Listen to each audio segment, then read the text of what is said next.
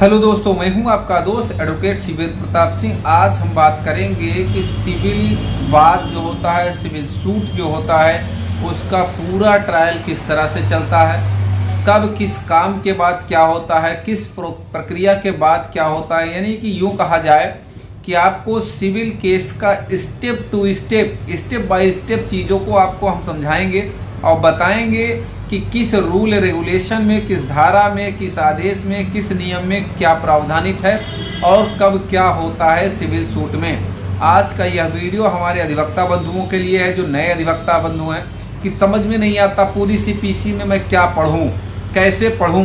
तो आज मैं जो चीज़ें बताऊंगा सिर्फ उतना ही अगर आप पढ़ लेते हैं तो पूरा सिविल सूट आपके समझ में आएगा कि कौन कौन सी धारा में, कौन से ऑर्डर में, किस रूल में क्या प्रावधानित है और कौन से ऑर्डर और रूल की आपको तत्काल जानने की ज़रूरत है, जिससे कि आप सिविल सूट का या सिविल वाद का पूरा स्टेप टू स्टेप आप चीज़ों को समझ सकें।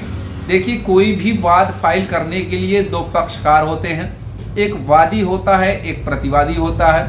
अब वादी चाहता है कि मुझे कितनी जल्दी से लाभ मिले और प्रतिवादी चाहता है कि भाई इस मामले को कितना लंबा खींचा जाए। तो इसी में लोग सिविल सूट इतना लंबा चलता है। क्योंकि चीज़ें सही सलामत ढंग से नहीं रखी जाती हैं, चीज़ों को स्टेप टू स्टेप नहीं रखा जाता, उसका लाभ लोग नहीं ले पाते हैं और न जानने के कारण आदमी चुप भी रहता है। तो चलिए बात करते हैं कि स्टेप टू स्टेप क्या है रोल इसका। जब भी कभी केस दायर होता है तो फाइनल जजमेंट से लेकर फर्स्ट अपील, सेकेंड अपील से लेकर पुनर्विलोकन तक की पूरी प्रक्रिया मैं आपको आज के इस वीडियो में बताऊंगा।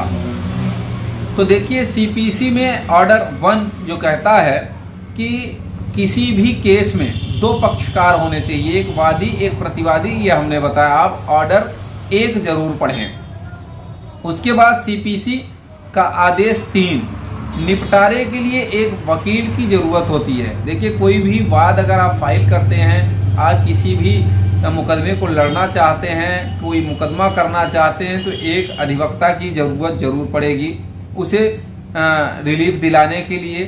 तो सबसे पहले आदेश 3 नियम 4 के तहत वकालतनामे पर एक हस्ताक्षर होता है। हस्ताक्षर करने के बाद आप एक तरह का अधिकार देते हैं वकील को कि ये हमारा पक्ष रखने के अधिकारी हैं, प्राधिकृत करते हैं आप। फिर आप वाद पत्र तैयार करना होता है, वाद पत्र के द्वारा केस की शुरुआत की जाती है। अब देखिए, केस की शुरुआत सीपीसी की धारा 26 और आदेश 7 वाद पत्र का प्रावधान करता है कि वाद पत्र कैसा होना चाहिए, किस तरह से तैयार करना होता है।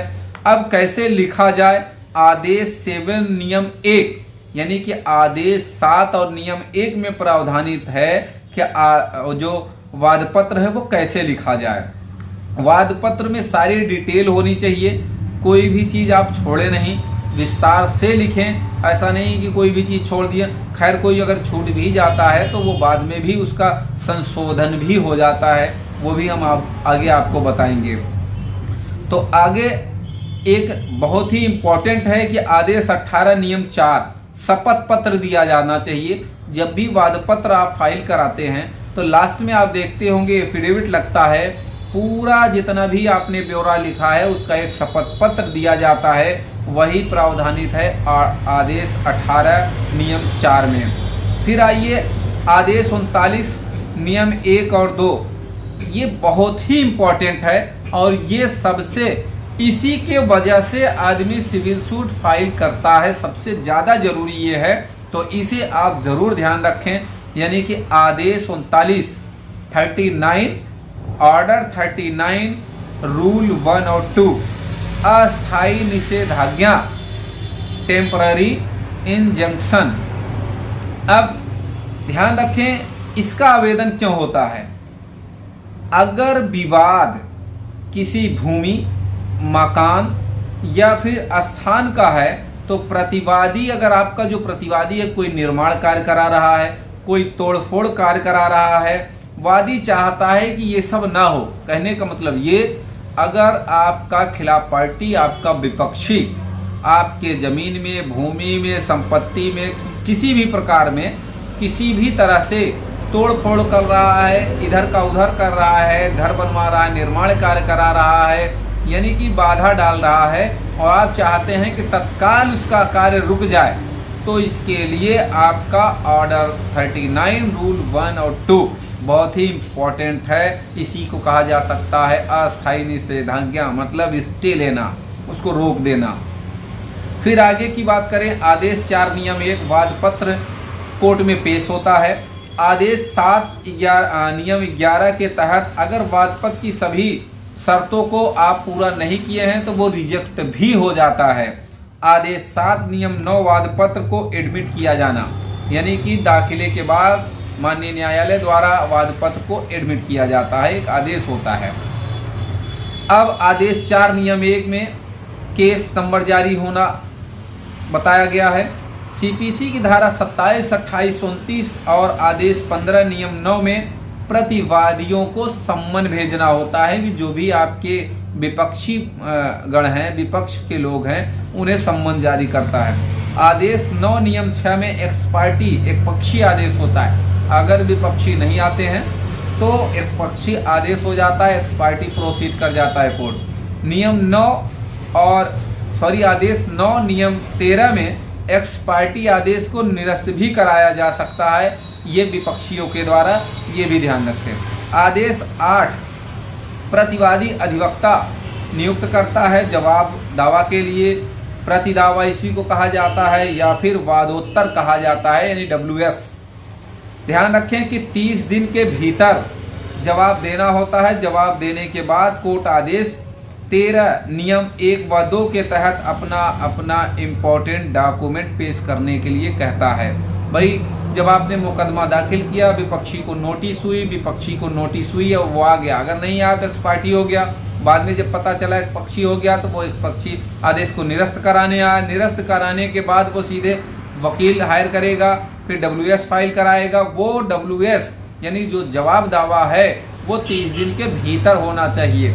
जब वो 30 दिन के भीतर जवाब भी दाखिल कर देगा तो दोनों पक्षों को इम्पोर्टेंट डॉक्यूमेंट पेश करने के लिए कहा जाएगा। आदेश 14 नियम 1 ईसूज के आधार पर गवाहों से सवाल जवाब करना होता है।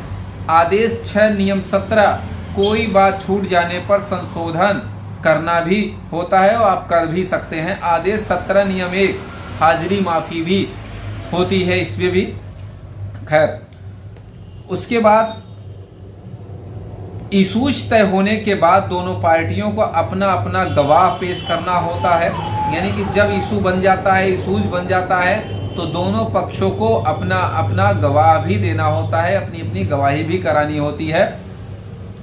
आदेश 16 नियम 1 व 2 गवाहों को सम्मन करना। गवाही पहले वादी पक्ष की होती है, ये भी ध्यान रखें। अगर वादी पक्ष की गवाही चल रही है तो प्रतिवादी का वकील जिरह करेगा, प्रतिवादी की गवाही चल रही है तो फिर वादी पक्ष का जो है वकील जिरह करेगा, क्रॉस एग्जामिनेशन करेगा। ये टोटल थोड़ा मोड़ा चेंजिंग होती है, नहीं क्रिमिनल की तरह ही चलता है। इसमें भी क्रॉस होता है, उसमें भी क्रॉस होता है। उसके बाद 18 आदेश 18 नियम 4 शपथ पत्र कि उसका मुख्य सब जो शपथ पत्र आप एफिडेविट देंगे उसी का वही ही मुख्य परीक्षा कहलाता है। उनके वकील अधिवक्ताओं को अलग अलग मुख्य परीक्षा की जरूरत नहीं होती है, यानी कि जो चीफ होता है क्रिमिनल केस में चीफ भी होता है, कराना पड़ता है, लेकिन यहाँ ऐसा नहीं होता। जो आप शपथ पत्र एफिडेविट देंगे वही चीफ माना जाता है।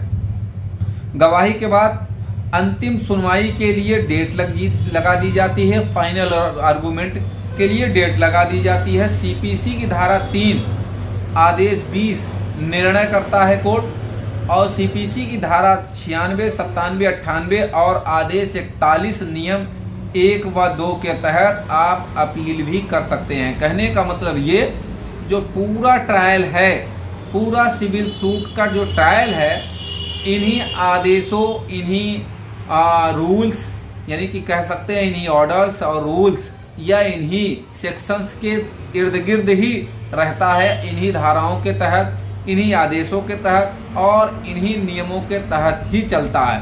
अब इन्हें डिटेल से जब आप पढ़ लेंगे तो पूरा सिविल सूट आसानी से आप समझ लेंगे, आप दाखिल भी कर सकते हैं, पूरा सिविल सूट आप लड़ भी सकते हैं। तो उम्मीद करता हूँ, आशा करता हूँ आज का यह वीडियो आपको बेहद पसंद आया होगा। अगर वीडियो पसंद आए तो वीडियो को लाइक करें, शेयर करें, यूट्यूब चैनल को जरूर सब्सक्राइब करें।